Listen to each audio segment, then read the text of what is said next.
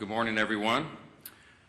Today, we'd be remiss if we did not make some remarks about the extraordinary historic moment, or many moments, that happened yesterday in Israel. The world's eyes are still fixed on Israel, where President Trump is welcoming home now the last of the hostages who've endured 2 years in Hamas captivity.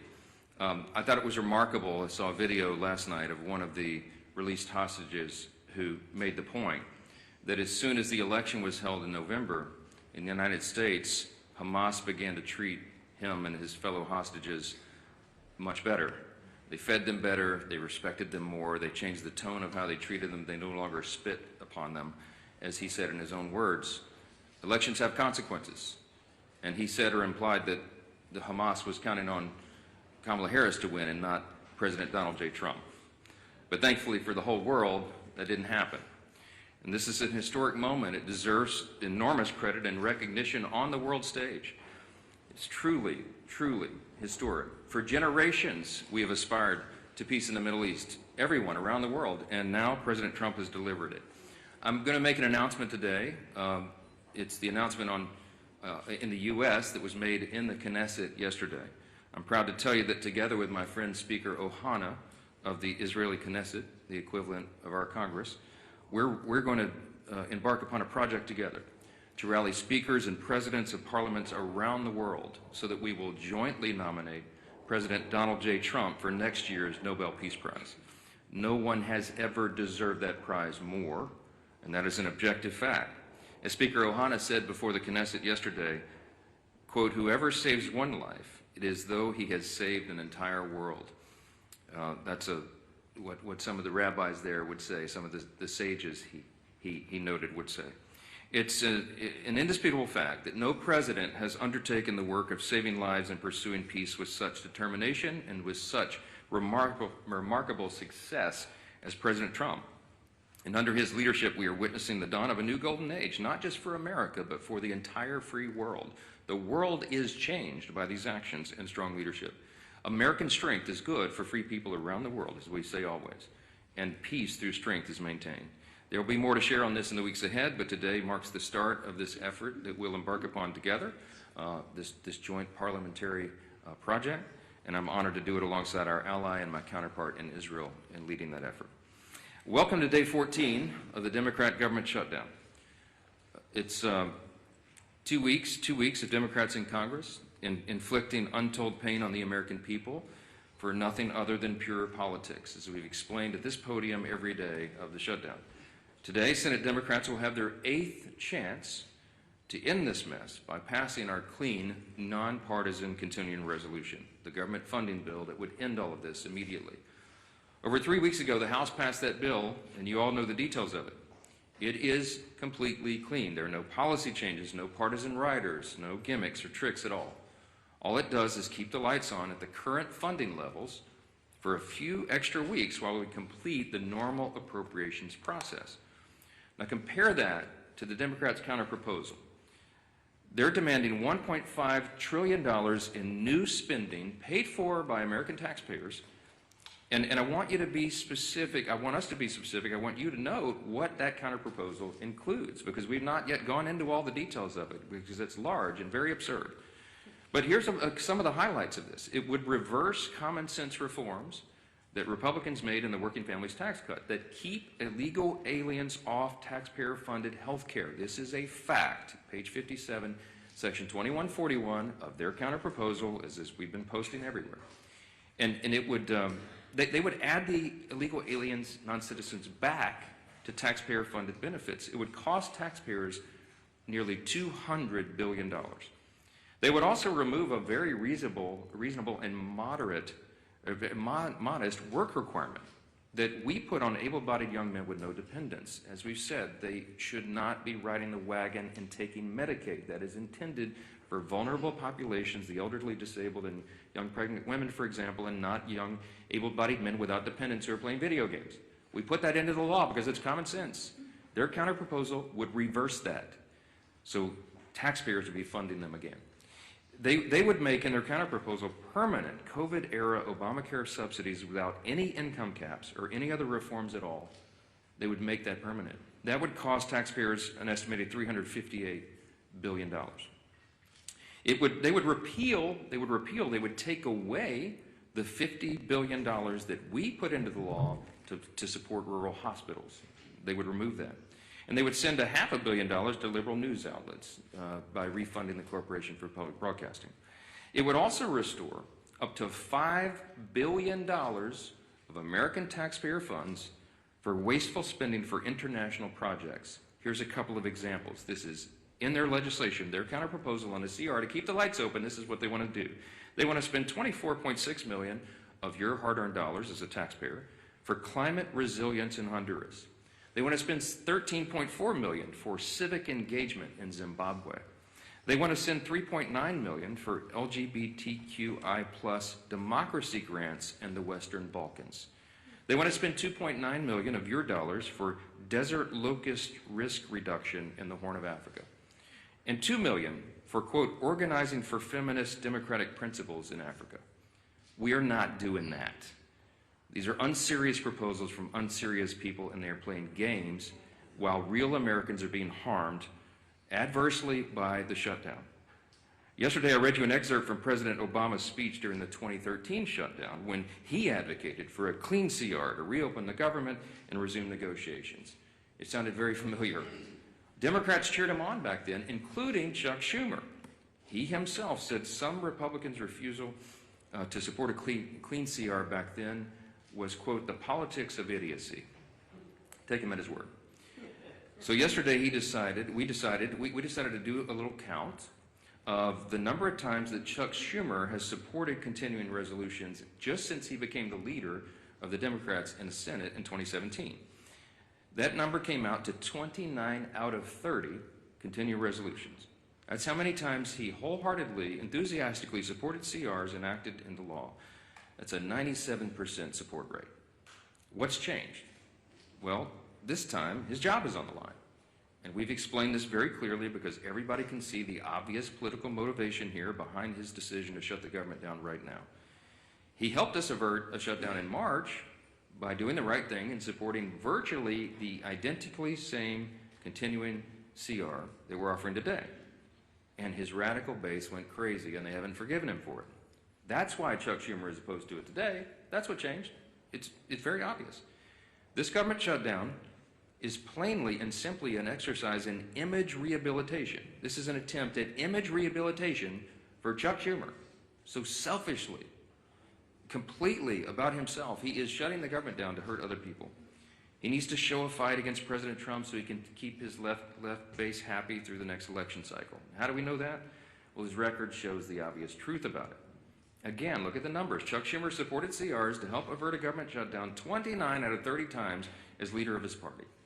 And he emphatically supported every single CR enacted into law since 2017, except for one. And of course, you won't have to do much research to figure out who was in the White House during that time. If you said Donald Trump, you'd be right. And it doesn't take a genius to see that's exactly the same reason why he's doing this causing these antics today.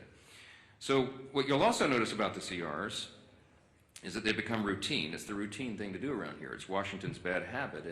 And a CR was meant to be a temporary measure. It's meant and designed to just keep the government open and funded for the people while Congress finishes its work on a final budget. And that's not happened in a long time. CRs have become too common. It's the status quo. It's not the way the founders intended for this process to work. The appropriations process was envisioned to be an exercise in good stewardship. They wanted the members of Congress to have open, transparent, bipartisan, line-by-line debate so that we could spend the people's money wisely. And that's precisely what Republicans are so eager to return to and what we have achieved. We are pushing that boulder uphill, as I've said, and for the first time since 2019, both chambers, House and Senate, have made real progress towards that stewardship goal. But we just need a little more time to finish it. That's the only thing the House passed CR does. It's a clean, short-term, nonpartisan continuance of funding so that that process can work out. Now, you've all heard Chuck Schumer demand that Republicans have to come to the negotiating table. Well before, this is an important answer to some of the questions that I anticipate you'll ask later because it comes up in every press conference. Why won't you negotiate? Here's the point. We were already doing that. Before the Democrats recklessly shut down the government for their own political purposes, Republicans and Democrats were already engaged in responsible, open, bipartisan processes to find answers to these problems. And what Chuck Schumer means when he says that he wants us to negotiate is that he is demanding, and he said it publicly, I can't believe he says the quiet parts out loud sometimes, but he wants a backroom deal. He wants a backroom deal that the American people will never see. He literally has said, we need the top 4 leaders to go into a room and work this out. Why does Chuck Schumer say that? Because that's how he's operated for decades. He's been in Congress since 1980. I was 9 years old in the 3rd grade when Chuck Schumer got here, okay? He is the broken status quo. We are trying to break the status quo so government works better for the people. And Chuck Schumer is resistant to that because he can't even imagine the way the founders intended for this to work. He doesn't want this open, everybody involved, all members, bottom-up process. He wants 4 people to go in a back room and just make this deal and hoist it down upon everybody else. I'm not participating in that. Chuck Schumer doesn't like that. He doesn't like that we're trying to get Washington to work again because he doesn't know how to operate in that kind of system. And we're certainly not going to allow the American people to be taken hostage for his political gain. I'm going to hand it off first here to the indomitable Dr. Virginia Foxx. She is the chairwoman of our House Rules Committee. We call her the Iron Lady of the House. I know she has a lot to say about Democrats' obstruction. She's going to lay out some of the indisputable facts of this government shutdown. Dr. Foxx? Thank you, Mr. Speaker. Thanks for your continued work in calling attention to the facts. You remain consistent and concise in explaining to the American people that the Democrats have shut down the government. And thank you to the members of our leadership team and members of the entire conference who've been equally as vocal and engaged. I've listened to the arguments that Democrats have been making since they shut down the government, and I cannot help but shake my head in utter disgust every time. They continue to lie like a rug. They're trying desperately to change the conversation and deflect because they know they're in the wrong and they've dug themselves into a deep, deep hole. We've now entered day 14 of their government shutdown, and as the days go on, more Americans are feeling the pain. Make no mistake about it, this is real pain being inflicted upon real people. Today, 400,000 federal workers will receive partial paychecks. The Speaker called attention to this last week. This will be the last paycheck that these federal workers receive until Democrats grow a spine and reopen the federal government. Meanwhile, you have Chuck Schumer in the Senate who said in a recent interview, quote, "Every day gets better for us," end quote. His statement is as callous as it is tone deaf, and it reveals to everyone how the Democrats continue to use hardworking Americans as pawns in their own grotesque political game. I'll close with a quick observation. As the Speaker said previously, there's a real split screen here in Washington that the American people are watching. While Republicans are the ones who have voted and are continuing to vote to reopen the government, Democrats have treated their own shutdown as one big attention-getting activity. They've taken shutdown selfies, posted weird videos of themselves doing everything except working, and they even hosted a live stream that failed to gain any traction whatsoever. How embarrassing. These are not serious people. They continue to play a dangerous game with the livelihoods of Americans. And contrary to what Democrats believe, every day of this shutdown does not get any better for the American people. That's a stone cold fact. Thank you, Mr. Speaker. Well, thank you, Chair Fox. And as the Speaker talked about, a lot of people say, why have the Democrats continued this charade of shutting down the government and inflicting pain, real pain, on millions of families across America. And the Speaker laid it out real clear. Chuck Schumer filed an alternative bill weeks ago of his list of demands, literally a list of demands that he said have to be met before he releases the American people from this torrential pain he's inflicting. And it includes $1.5 trillion of new spending on far-left wish lists. Things like, yes, taxpayer-funded health care for illegals. It's in Chuck Schumer's bill. He guts rural hospitals, all as part of his demand to open up the government. It's not only not serious, it's also destructive. It's something that would actually hurt this country. And why? All so that he can show the radicals and the far left of his party that he's fighting Donald Trump. Everybody knows that's what this is about. Chuck Schumer is scared to death for his political future. He is way more concerned about his political job than he is about the jobs of millions of American families. And it's having a real impact on those families. Today, as has been pointed out, day 14 of the government shutdown that Chuck Schumer imposed on the country, and it is the day where checks would normally be starting to be processed for all of the government workers, many of whom will not get a paycheck because of Chuck Schumer's shutdown. You're already starting to see flight delays, families trying to go visit a relative, maybe go see one of their family members get married, go on a family vacation. They're not able to do that because of Chuck Schumer's shutdown. Our men and women in uniform at risk of losing their pay. And I will credit Donald Trump for a lot of things, but if you look, President Trump has not sat by and just waited for Chuck Schumer to get over his tantrum. President Trump has continued to do his job for the American people. And thank God, because the world is a safer place with President Trump at the helm. We saw that yesterday. What an historic day. And again, a real contrast to the temper tantrum that Chuck Schumer's having to appease the most radical elements of the far left base here in America. President Trump traveled to Israel, traveled to Egypt to sign historic peace accords, to oversee the release of hostages. Finally, all of the living hostages returned home to their loved ones after more than 2 years since the October 7th attack by Hamas. And one of the hostages, I think it's really important to hear this, because when you talk about real leadership, not just here in America, and the leadership that President Trump has provided to our country, but what that leadership means to the world, not only to our allies, but to the bad guys around the world. And yes, there are really bad people around the world. One of the former hostages who was released yesterday, Omar Shem Tov, credited President Trump with getting the hostages home. And he said, Hamas, quote, was very scared of Trump. They wanted Kamala to be elected. As soon as Donald Trump was elected, they understood that he wanted to bring us back home.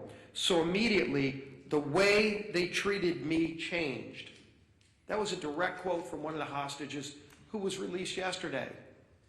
You can see that leadership by President Trump on the world stage, and just such an historic day, a day where people were literally dancing in the streets in Middle Eastern countries. Peace in the Middle East. It used to be a platitude that for decades seemed to be a mirage in the desert, and yesterday it became a reality because Donald Trump said he was going to do something that nobody else thought could be done, but he knew it had to be done, and he made it happen and gave so much closure, important closure to those families, brought their loved ones back home, but told the bad guys that you're on alert. It's a new day in the world. You're seeing all countries come together to see that moment in Egypt where countries from all around the world stood up to terror and said, we're going to restore peace in the Middle East. We're all going to be a part of it. And there's only one man that brought that together, and it was Donald Trump. Even during a time where the contrast of Chuck Schumer throwing a temper tantrum here at home just to appease the most radical elements of his base, so that on the 18th, when they have the Hate America rally that everybody knows is coming, and that everybody knows Chuck Schumer needs to deliver a shutdown government to them to appease them.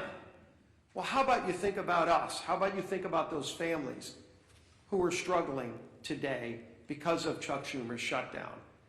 There are real consequences to what Chuck Schumer is doing.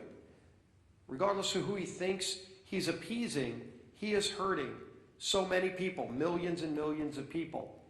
But President Trump is not going to be daunted. President Trump found a way over the weekend to pay our troops. While he was finding peace in the Middle East, President Trump also found a way to say, even while Chuck Schumer doesn't care about our men and women in uniform, Donald Trump does. And he made sure that they will get their pay. But there's still so many others that won't because of Chuck Schumer's shutdown. This madness has to end. It is time for this shutdown to end. Chuck, don't wait for some mad march on the mall. Don't wait for some pats on the back for radical leftists who just want to hate America every single day because Donald Trump is in the White House. They can't celebrate the release of hostages because of the guy who achieved that release. That's a twisted, small segment of our society. The rest of America is celebrating. The rest of America is proud of what we're achieving. And there's so much more that this great country can achieve if Chuck Schumer just got out of the way. Just stop blocking the progress that most Americans cherish, want, deserve.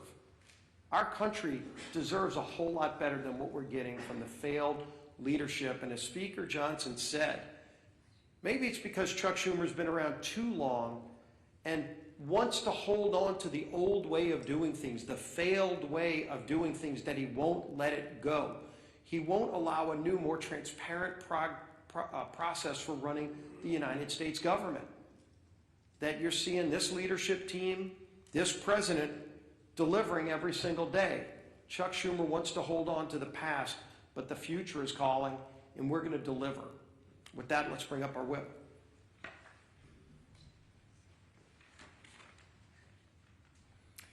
As the Speaker noted, today should be a day of celebration.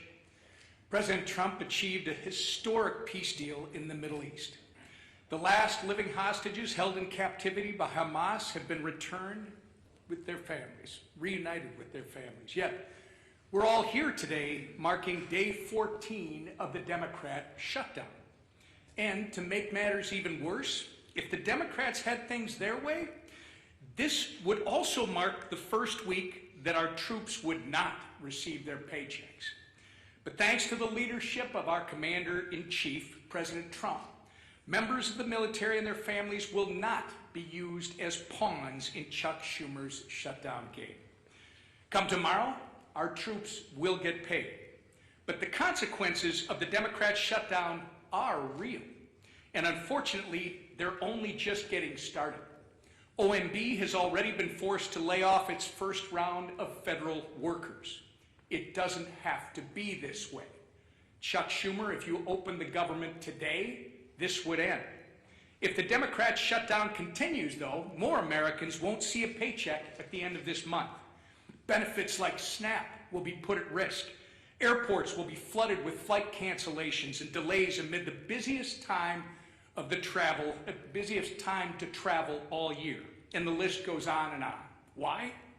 Because Chuck Schumer and the Democrats would rather cater to the pro-terrorist wing of their party than to reopen our government. We've said it from this podium, it feels like 1,000,000 times, and we'll say it again. Republicans have done our job. We have a nonpartisan clean CR ready in the Senate to be sent to President Trump's desk immediately, tonight, if they will pass it. We only need 5 Senate Democrats to break ranks with Chuck Schumer, vote for the same CR that they supported just 6 months ago, and reopen the government for the people they were elected to serve. But they have refused to do so 7 times and counting. And each time that they do, hardworking Americans are forced to pay the price. Our message to Senate Democrats today is the same message we've been saying since September 19th. Stop the political games, pass our clean CR, and reopen the government today. With that, I turn it over to our conference chair, Lisa McClain.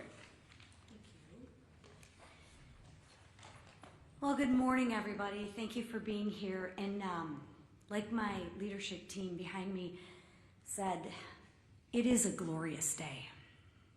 Think of what happened yesterday. Just imagine for one moment you are a family member of one of the 20 hostages that were released. I mean, think of how that had to make you feel. We all watched it on TV, right? Joy, exuberation. I mean, there were tears of joy. There was relief. There was peace. And that was done because of our president, Donald Trump, put politics aside and said, I am going to stand up for the people. And he brought peace in the Middle East. He talked about it, yes, but yesterday he did it. And actions speak louder than words. He said enough of the political games, and I'm actually going to do what's right. Now compare and contrast that to what's going on today. Chuck Schumer and the Democrats are putting politics over people. So instead of it being a joyous day that we celebrate, here we are in another government shutdown, 14 days in the making. And why? Just ask yourself why. It's clean, no gimmicks. It's absolutely clean. The speaker, the leader, the whip, we all said no gimmicks. Let's not use the American people as a pawn. Let's do what's right. Let's do something different and actually fund the government in the right way. What a concept. And Democrats, my goodness gracious, they absolutely do not want that to happen. Like the speaker said, Chuck Schumer wants all four leaders to get behind the scenes and make a deal. We're not going to do that. That's not how government is supposed to work.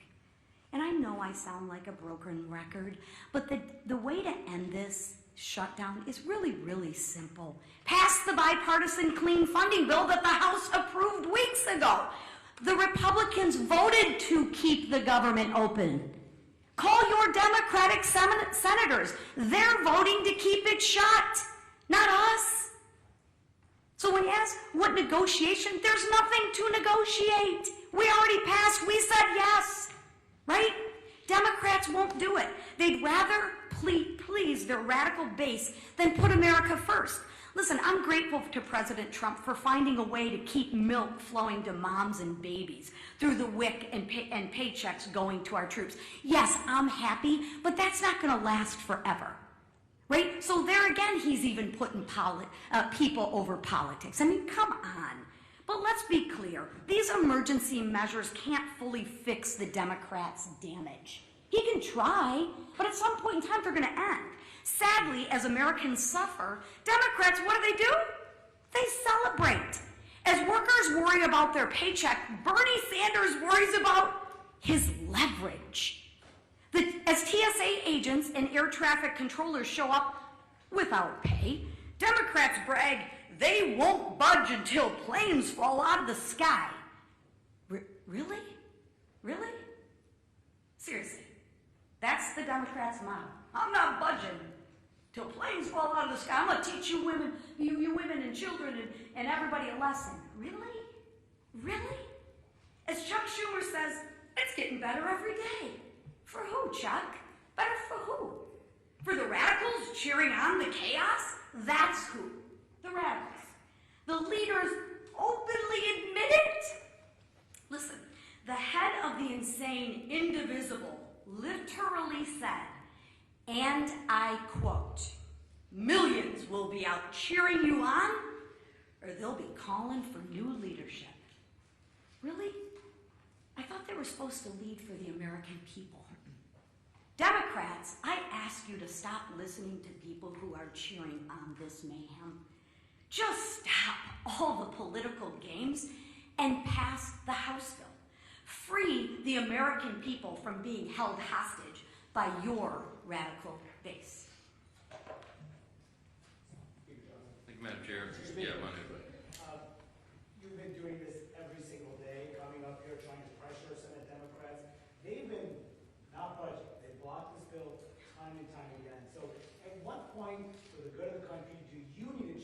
your strategy to try to negotiate a deal with Democrats? It's a great question. Manu asked, why don't I change my strategy? I don't have any strategy, Manu. I'm doing the right thing, the clearly obvious thing, the traditional thing. That's exactly what Chuck Schumer voted for in March this year and gave impassioned speeches was the right and only thing. I don't have anything to negotiate. I'll say this again to everyone here. We did not load up the temporary funding bill with any Republican priorities or partisan priorities at all. I don't have anything that I can take off of that document to make it more palatable for them. So all I am able to do is come to this microphone every day, look right into the camera and plead with the American people as Chairwoman McClain said, to call your Senate Democrats and ask them to do the right thing. We're not playing games. They're playing a game. We're not.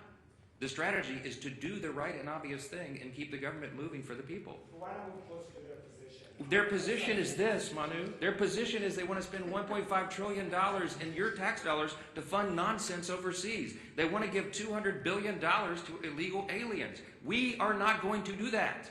We're not going to do it. The American people don't want us to do it. And they're using this for partisan political purposes to give themselves cover. They don't want the Marxists to kick.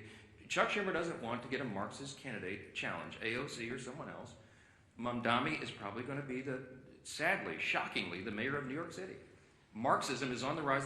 Hey, this is not your father's Democratic Party, everybody, okay? They're turning into communists, openly. And so Chuck Schumer does not fashion himself as a communist just yet. So he's got to show a fight to these people. That's what this is about. I'm not playing his game, Manu. I cannot go in and say, oh, gee, Chuck, what can I offer you?